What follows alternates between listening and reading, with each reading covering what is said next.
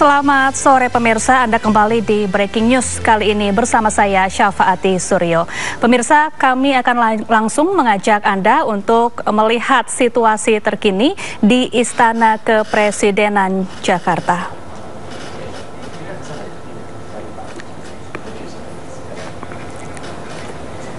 Pemirsa, saat ini Presiden terpilih yang baru saja dilantik pada pagi tadi, yaitu Prabowo Subianto, akan menerima sejumlah tamu kenegaraan di istana. Tamu-tamu kenegaraan ini berasal dari berbagai kalangan, baik merupakan pemimpin negara-negara dan juga beberapa tokoh-tokoh nasional. Mereka akan datang ke istana dan mengucapkan selamat secara khusus kepada Presiden dan Wakil Presiden terpilih yang baru saja dilantik pagi tadi, yaitu Prabowo Subianto dan Gibran Rakabuming Raka. Usai menerima sejumlah tamu kenegaraan pada sore hari ini, agenda selanjutnya adalah kegiatan gala dinner atau makan malam bersama di Istana Kepresidenan Jakarta.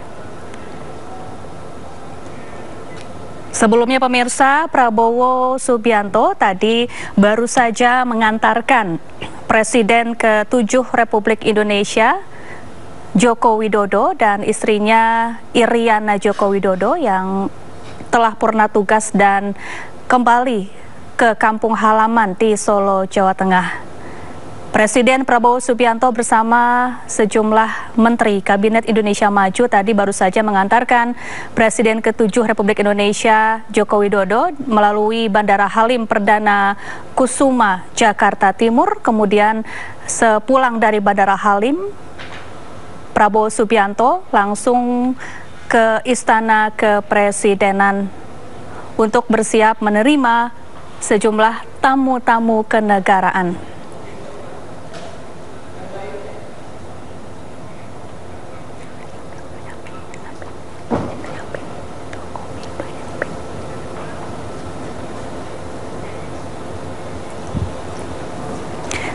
Pemirsa, di layar kaca Anda, ini adalah situasi terkini di Solo, Jawa Tengah, yang merupakan kampung halaman dari Presiden ke-7 Republik Indonesia Joko Widodo.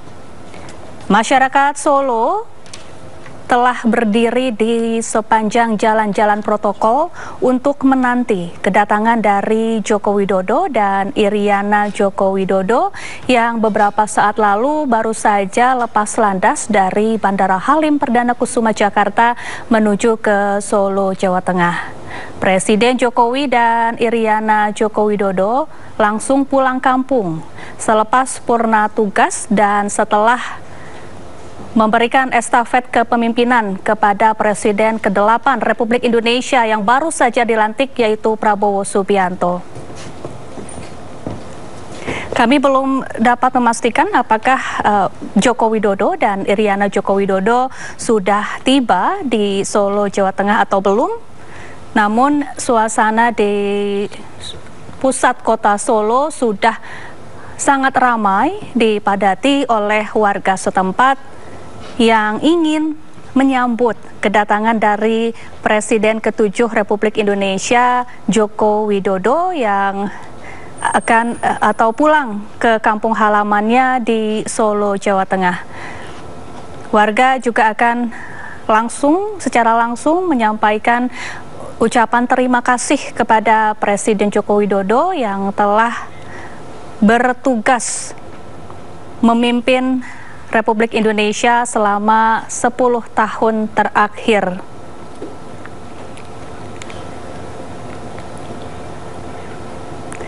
Dan pemirsa, saat ini saya tidak sendiri, saya sudah bersama dengan narasumber, ada Bapak Teguh Reza Syah. Selamat sore Pak Teguh, apa kabar? Selamat sore, salam dari Unpad. Baik, salam. Terima kasih sudah hadir di studio Sindo News TV sore hari ini.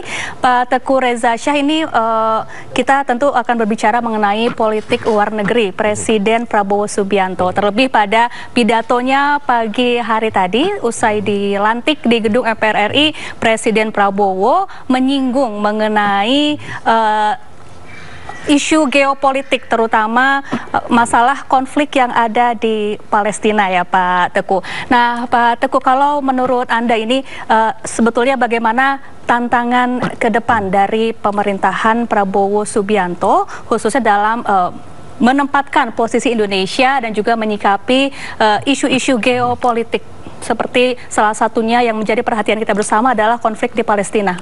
Terima kasih. Sebagaimana dinyatakan oleh beliau tadi pagi ya, bahwa lingkungan Indonesia itu, lingkungan luar kita itu penuh dengan istilahnya ATHG. Waduh, ini bahasa-bahasa keamanan 30 tahun terakhir tuh. Ancaman, tantangan, hambatan, dan gangguan. Dan beliau tadi sudah mengidentifikasinya secara geopolitik, geoekonomi, dan geososial budaya. Oke, memang ini nyata. Kita hidup dalam lingkungan yang selalu berubah kan. Misalnya baru-baru ini terjadi COVID. Baru-baru ini juga terjadi konflik Rusia-Ukraina. Saat yang sama juga terjadi konflik di Timur Tengah, Israel lawan Palestina. Kemudian meluas lagi menjadi Iran lawan Israel. Meluas lagi Amerika Serikat datang, sekutu-sekutu Barat datang. Itu di lingkungan sana. Lingkungan kita juga sama kan. Misalnya kita perhatikan ada keributan di Laut Cina Selatan. Ada gangguan terhadap Filipina dan juga Vietnam atas rig-rig yang mereka bangun. Jadi intinya lingkungan luar kita itu tidak baik-baik saja. Itu harus kita akui. Tapi kan kita nggak bisa langsung terlibat aktif di sana untuk menjadi, apakah itu namanya communicator, apakah menjadi problem solver, atau menjadi mitra dialog, itu kan kita bisa. Tapi yang pertama harus kita lakukan adalah membangun stabilitas dalam negeri dulu. Karena kita akan diketawain kalau ngomong kita bicara damai, bicara PBB, bicara penyelesaian konflik secara damai, kalau dalam negeri kita sendiri belum solid ya. Jadi saya pikir tantangan terbesar Pak Presiden Prabowo saat ini adalah meyakinkan dunia bahwa Indonesia itu bergerak menuju negara yang modern, kemudian negara yang berbasis hukum, kemudian negara yang taat pada hukum internasional, negara yang konsisten dengan, tadi beliau secara khusus mengatakan swasembada pangan. Berarti ini kan kalau secara bahasa teorinya kan food security. Jadi food security, energy security, kemudian beliau dengan keras mengatakan pemimpin itu adalah memimpin untuk rakyat. Dan karena mereka berasal dari rakyat, tidak memimpin untuk siapapun. Jadi hal-hal ini akan menjadi kunci. Jadi saya pikir beliau akan secara langsung nanti kan malam membuat kabinet kan. Tentunya kabinet itu akan dikasih nama. Tentunya namanya adalah kabinet yang harusnya progresif, sehingga membangun roh semangat kerja dan juga menimbulkan semangat kepercayaan dari siapapun atas kabinet tersebut kan. Karena membangun kabinet itu nggak mudah. Betul. Karena kabinetnya sudah lebih dari 40, kemudian individunya berasal dari berbagai kalangan kan. Kalangan bisnis ada, kalangan parpol ada, kalangan karir ada, kemudian kalangan seniman, akademisi, ada komplit. Terus terang membangun mereka semua, menyatukan mereka semua dalam suatu mosaik, suatu simfoni, itu tidak mudah. Karena itu dibutuhkan kepemimpinan yang sangat kuat. Dan saya sangat berharap Presiden Prabowo bisa meyakinkan dalam dan luar negeri bahwa ini serius. Nah itu ya, kemudian harus dilakukan secara sungguh-sungguh. Terus bagaimana kita menyelesaikan hal-hal di luar ini? Tadi kita lihat pidato beliau loh, itu tanpa teks loh. Oh iya betul. 1 jam. Kemudian beliau menyebut nama itu secara rinci. Nama negara, kemudian nama orang pejabat itu, dan status dia apa. Apakah sebagai kepala negara, kepala pemerintahan, atau utusan khusus. Itu sangat sistematis itu dari, kalau kita lihat teks itu kan dari introduction, promise to the readers, contents, conclusion, kemudian di tengah-tengahnya ada kombinasi kan, ada bahasa manajemen, ada bahasa Indonesia, ada kearifan lokal. Ini kan menunjukkan bahwa beliau itu sudah sangat siap untuk menjadi pemimpin negeri. Dan kesiapan itu kan didukung oleh pengalaman beliau lama di dunia militer, kemudian pernah menjadi oposisi, pernah menjadi pemimpin partai, kemudian pernah terlibat dalam 5 tahun terakhir pemerintahan. Baik Pak Teguh, kalau kita lihat kapasitas dari Presiden Prabowo Subianto. Bagaimana Prabowo dalam pergaulannya di dunia internasional untuk kemudian bisa membangun hubungan dengan berbagai negara-negara internasional. Saya perhatikan itu satu semester terakhir kan, itu lebih dari 15 negara beliau kunjungi kan, dan kita terus terang belum melihat apakah output dari dialog-dialog tersebut kan. Tapi secara teori, kalau beliau kan calon kepala negara, ketemu kepala negara di sana atau presiden ataupun perdana menteri kan, tentunya kan ada hal-hal yang sangat serius karena mereka tahu kan akan yang datang ini seorang calon presiden yang akan menjadi presiden pada tanggal yang tepat. Jadi tentunya sudah banyak sekali konsesi yang dibuat, sudah banyak perjanjian-perjanjian yang disiapkan, yang tinggal ditandatanganin kan. Misalnya, tentunya beliau sudah melakukan evaluasi atas hubungan bilateral. Kemudian beliau sudah mengetahui titik-titik lemah dari hubungan bilateral. Kemudian beliau sudah juga mengetahui visi misi dari pimpinan negara mitra tersebut. Kemudian juga beliau juga sudah mengetahui kritik negara tersebut atas apa yang terjadi di dunia. Dan tentunya hal ini kan menjadi informasi tangan pertama, primary sources itu sangat mahal itu, yang beliau dapat sendiri informasi tersebut. Jadi dalam bayangan saya, beliau itu sudah memiliki satu peta imajiner. Kalau Indonesia melakukan mitra-mitra yang 20 itu akan dapat berbuat apa? Akan menjadi misalnya menjadi mitra strategis atau mitra biasa atau sekedar mendukung Indonesia. Kemudian apakah hanya sebatas mitra dialog? Itu beliau sudah punya. Apalagi dengan latar belakang militer, tentunya beliau tahu persis kan kerjasama militer, kemudian mengupgrade kerjasama militer menjadi sesuatu hal yang lebih fungsional. Kemudian latihan-latihan, misalnya latihan yang militer sepenuhnya ataupun latihan-latihan yang military operation other than war. Kemudian kerjasama di darat, laut, udara, kerjasama di ruang angkasa. Kemudian bagaimana mengoptimalkan perjanjian-perjanjian yang sudah ada, misalnya dengan Indonesia, dengan Australia ada, dengan Amerika ada, dengan Rusia ada, dengan Cina ada kan. Baik. Jadi cara berpikirnya itu seperti suasana di Amerika zaman Manhattan Project. Hanya beliau yang tahu apa yang harus dilakukan dan masing-masing menteri melakukan fokus sesuai dengan job description yang beliau berikan. Jadi ini saya melihat tadi pidato yang 1 jam itu ya, itu kan istilahnya tuh photographic mind kan.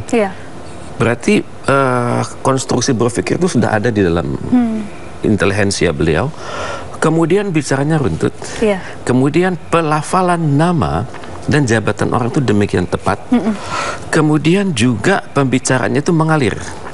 Ada ide-ide global, ide nasional, dan ide lokal. Dan untuk itu saya bisa berpikir kebijakan dalam negeri dan kebijakan luar negeri yang Indonesia akan buat itu akan sangat sistematis. Akan sangat sistematis, terstruktur, kemudian jelas siapa melakukan apa dengan cara bagaimana. Baik Pak Teguh, lantas langkah konkret seperti apa atau bentuk diplomasi seperti apa yang semestinya harus dilakukan oleh pemerintahan Prabowo Subianto, terutama dalam menyikapi konflik Palestina dan juga sejumlah isu-isu lainnya yang ada di dunia internasional maupun di Asia Tenggara juga, Pak Teguh. Kita mulai dari yang Palestina. Ini kan konflik dari tahun 48. Kemudian sudah puluhan resolusi di Majelis Umum tidak go. Puluhan resolusi juga di Dewan Keamanan tidak go. Tentunya beliau sudah paham bahwa akar masalahnya itu di PBB. Terutama sekali di Dewan Keamanan PBB yang tidak demokratis. Dan beliau membawa amanah dari Bung Karno. Tahun 61 dulu pernah berbicara di Majelis Umum yang intinya pidato beliau itu judulnya adalah To Build the World Anew. Itu pidatonya Bung Karno sudah menjadi di bahasa UNESCO-nya itu Memory of the World. Dan datanya itu tersimpan di UNESCO dan juga di Arsip Nasional Republik Indonesia di Jalan Gajah Mada nomor 111. Jadi itu sudah jelas rinciannya apa yang hendaknya dilakukan oleh Indonesia. Misalnya reformasi PBB 1, kemudian menjadikan Pancasila sebagai adendum dari PBB. Kemudian juga menyelesaikan konflik-konflik secara non nuklir. Kemudian juga beliau menjelaskan perlunya koordinasi selatan-selatan. Itu sudah ada dari tahun 61 dulu. Jadi ide-ide ini tentunya hendaknya bisa digunakan untuk langsung masuk ke dalam inti permasalahan di Timur Tengah. Ya saat ini kan yang paling menguntung, yang paling menjanjikan bagi masyarakat Palestina adalah solusi two-state solution. Iya, solusi dua negara ya Pak. Dua negara dan mereka hidup damai. Dan tentunya kan ini yang harus idenya harus beliau katakan kan. Tentunya untuk berkata dengan kredibel itu beliau punya backup kan. Backupnya mungkin OKI, Organisasi Konferensi Islam, mungkin Gerakan Non-Blok, mungkin Liga Arab. Karena dengan demikian beliau baru bisa berbicaranya berbobot. Walaupun Israel mengatakan sampean ini mau ngomongin saya, tapi sampean tidak punya hubungan sama saya. Hubungan dulu dong diplomatik saya dengan Anda, baru kita bisa bicara soal Palestina. Ya tentunya beliau jangan terpengaruh soal itu kan. Iya. Jadi di mana suatu hubungan bilateral Indonesia dan Israel hanya bisa terwujud kalau Palestina itu merdeka dan utuh dan sesuai dengan standar-standar hukum internasional. Nah, jadi kita bereskan dulu prasyarat untuk Palestina tersebut. Dan kemudian juga untuk Palestina kita melihat keadaan bahwa banyak sekali ide-ide untuk Palestina. Misalnya dari Israel itu mengatakan bahwa sekarang ini kita udah menang. Betul, pimpinan tertinggi Palestina sudah terbunuh. Iya, sudah terbunuh. Sebelumnya juga sudah terbunuh lagi tokoh yang sama di Iran. Jadi Israel berpikir sekaranglah saatnya menjadikan Palestina itu isu yang tuntas dan terorisme tidak ada lagi, dan kemudian kita bisa dengan bebas mendesain Israel Raya. Belum tahu bagaimana ya. Kemudian Amerika Serikat juga mengatakan, ada ide lain lagi dari Amerika Serikat mengatakan bahwa Palestina mungkin merdeka, tapi tahapannya ada. Misalnya pertama dibangun dulu kerjasama antara Arab Saudi, Amerika Serikat, dan Israel. Nanti tujuannya adalah hubungan diplomatik antara Israel dengan Arab Saudi kan.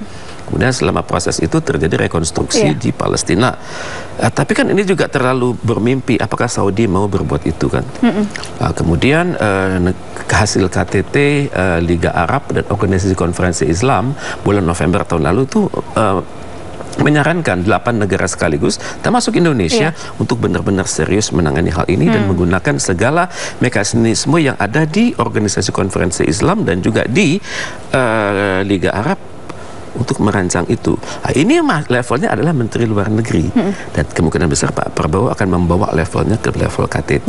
Baik Pak Teguh, kalau di era pemerintahan Pak Jokowi ada tokoh sentral yang sangat menyoroti isu Palestina, tentunya adalah Menteri Luar Negeri Ibu Retno Marsudi. Nah, untuk di bocoran susunan kabinet pemerintahan Prabowo ada nama politisi Partai Gerindra Pak Sugiono yang digadang-gadang akan menjabat sebagai Menteri Luar Negeri ini. Tapi sebelum kita membahas itu, Pak Teguh dan pemirsa, saya ingin mengajak Anda untuk kembali menyimak situasi terkini di Istana Merdeka Jakarta. Ya Pak Teguh dan pemirsa, ini sejumlah tamu kenegaraan dari berbagai negara sudah datang atau sudah tiba di Istana Merdeka dan disambut langsung oleh Presiden ke-8 Republik Indonesia Prabowo Subianto. Nah Pak Teguh, ini tampaknya banyak sekali ya tamu-tamu dari luar negeri, pimpinan negara-negara yang sengaja hadir langsung menyaksikan pelantikan dan juga mengucapkan selamat secara langsung kepada Pak Prabowo di Istana Merdeka seperti sore hari ini. Tanggapan Anda Pak Teguh? Ini menarik ya. Beliau menyambut mereka itu 2 kali. Tadi pagi dalam kapasitas beliau sebagai calon presiden, beliau berada di ujung karpet merah kan. Ini kan langka. Mestinya cukup diterima oleh protokoler negara dan dibawa ke dalam, itu pun ketemunya bukan calon presiden. Sehingga mereka hanya bertemu dengan presiden pada saat acara seperti ini. Kan? Ini merupakan satu hal yang mengagumkan gitu. Bagi pejabat asing, entah itu kepala negara, kepala pemerintahan, atau utusan khusus, ataupun duta besar, itu mereka merasa akan sangat dihargai. Dan dalam pidato Pak Prabowo, dalam 5 menit pertama itu dikatakan kan, beliau sangat berterima kasih atas kunjungan, diurut itu, kepala negara, kemudian Perdana Menteri, kemudian utusan khusus, dan juga duta besar. Itu urutannya tuh sangat manis. Jadi menunjukkan beliau itu sudah benar-benar siap untuk memimpinnya. Iya. Jadi beliau secara khusus mengatakan sangat berterima kasih atas kunjungan mereka. Karena kunjungan mereka itu menunjukkan penghargaan atas mekanisme konstitusional yang ada di Indonesia. Dan ini kan untuk itu secara nggak langsung beliau mengatakan, ayo kita lanjutkan hubungan bilateral kita, hubungan regional kita pada level yang lebih tinggi kan. Dan baik, Pak Prabowo juga tampaknya sangat luas dan supel begitu ya dalam pergaulan dunia internasional ya Pak Teguh. Dan ini kan bukti dari pendidikan, pelatihan yang beliau lakukan di dalam dan luar negeri kan. Dalam berbagai kultur itu dampaknya terasa sekarang kan. Udah nggak ada kecanggungan, beliau tidak perlu penterjemah.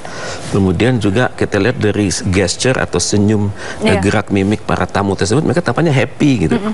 Jadi untuk apalagi itu, dengan pengalaman sebagai Menteri Pertahanan ya Pak Teguh. Nah Pak Teguh, ini ada beberapa tamu negara yang hadir dari berbagai negara. Salah satunya tadi ada Wakil Perdana Menteri Australia ya yang hadir. Kalau dari pengamatan Pak Teguh mengenai hubungan bilateral antara Indonesia dengan Australia sejauh ini seperti apa dan apa saja yang nantinya bisa dikembangkan oleh pemerintahan Prabowo Subianto nanti? Baik.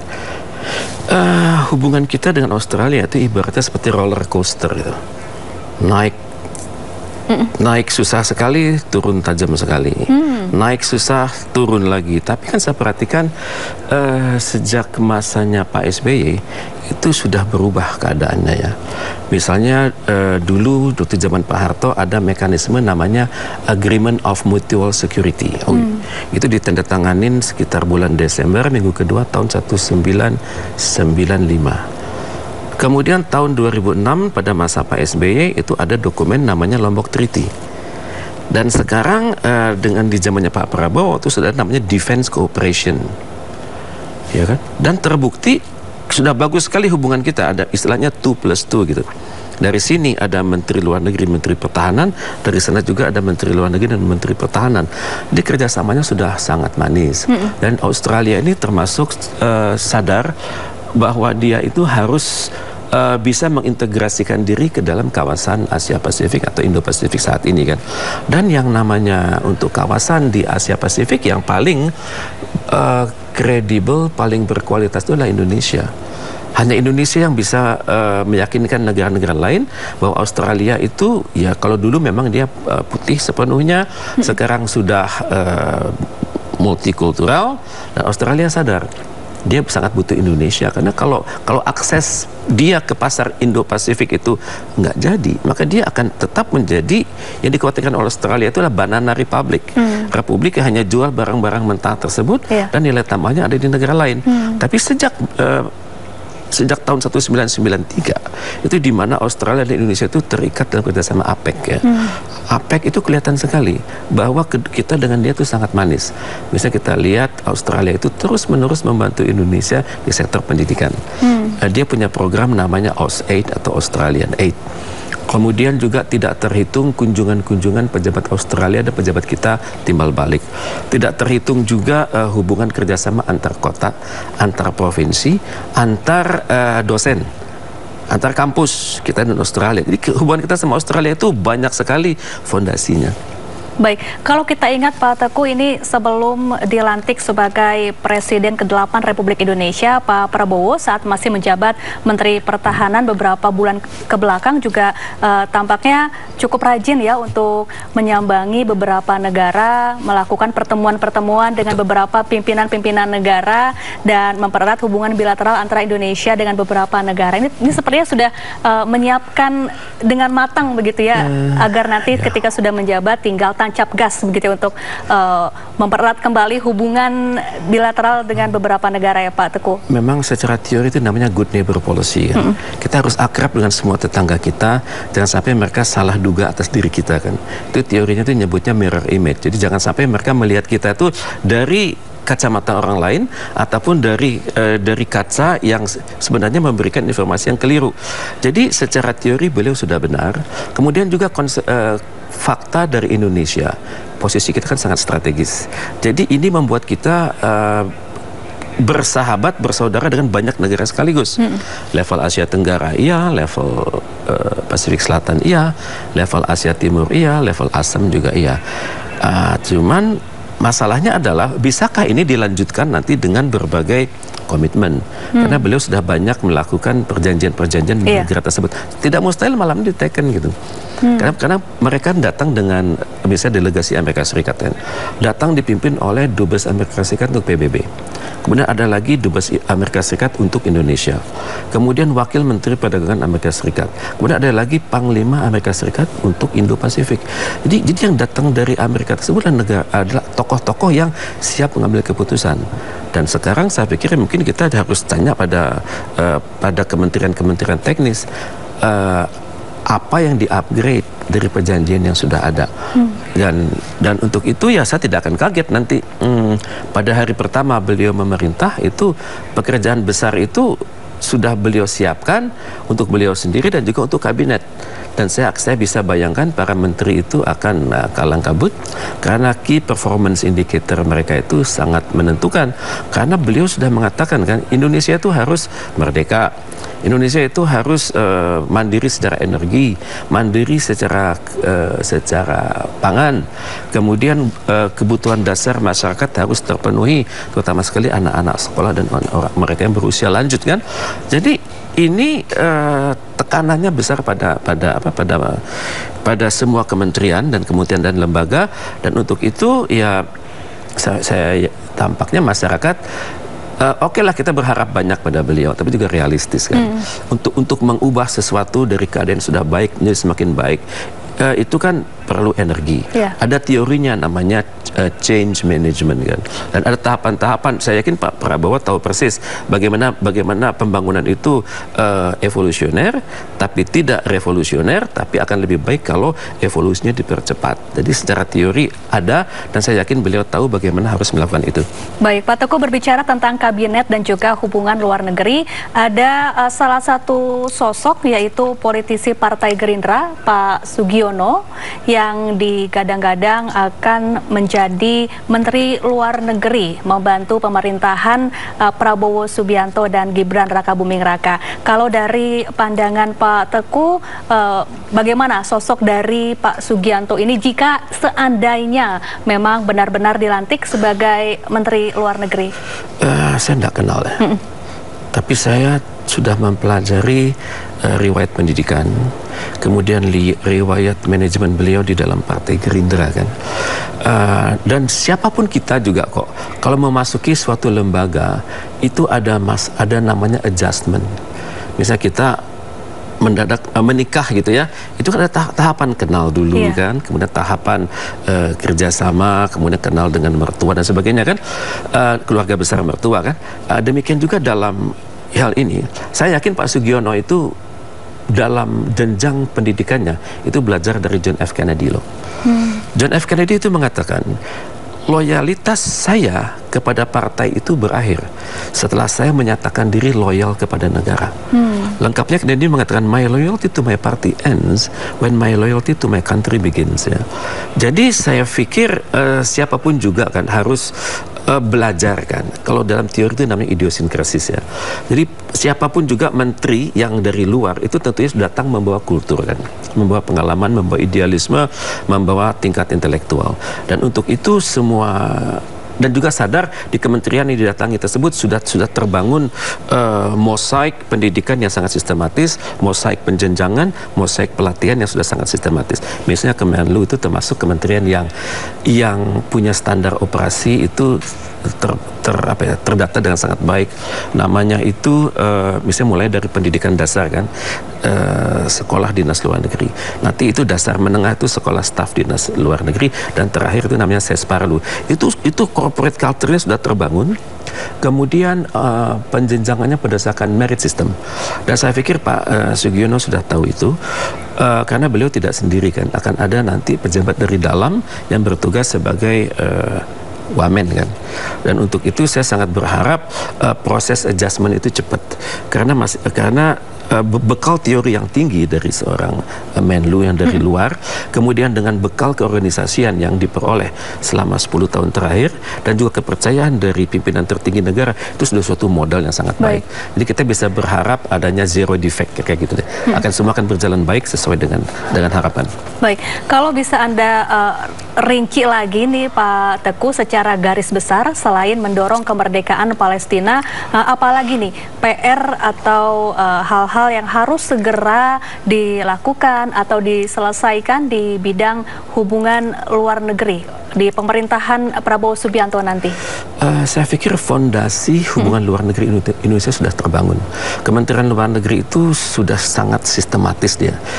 Sistematis dalam artian berjenjang, berkelanjutan, dan orang-orangnya itu nggak sembarangan ya.